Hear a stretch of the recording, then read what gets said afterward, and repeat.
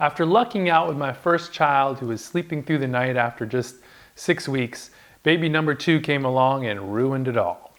He struggled to get to sleep at night, would wake up often, and even getting him to take naps during the day was a chore. So here's how we ended up making naps work around the time he was 3 or 4. The only time he would reliably fall asleep was in his car seat while taking a drive. I would play some Sigur Rós and he would typically be out in just a matter of minutes.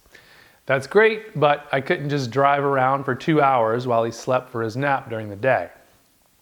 If I returned home and tried to take him out of his seat to put him in his crib, he would wake up.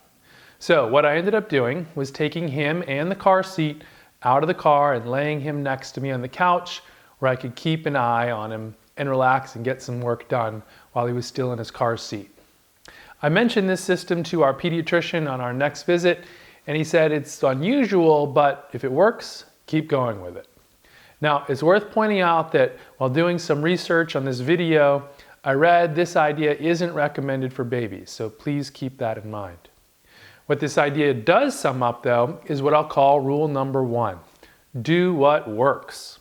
The solution you come up with may defy general convention, but if it's safe and accomplishes the goal, then it's all good. Now, if it's not safe or healthy, then that can lead to a problem. So here's where I'm going to share probably the dumbest thing I ever did as a parent. Normally at night, while going to bed, you might give your toddler some milk. Well, my son didn't like milk. What he would drink is water mixed with a little apple juice.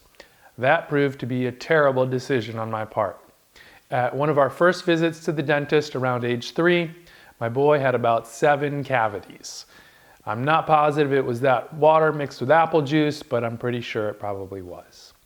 We decided to have the cavities filled, which involved putting my son under anesthesia. In retrospect, I'm not certain having the cavities worked on was the right move considering they were baby teeth, but I'm assuming we were assured by the dentist everything would be okay.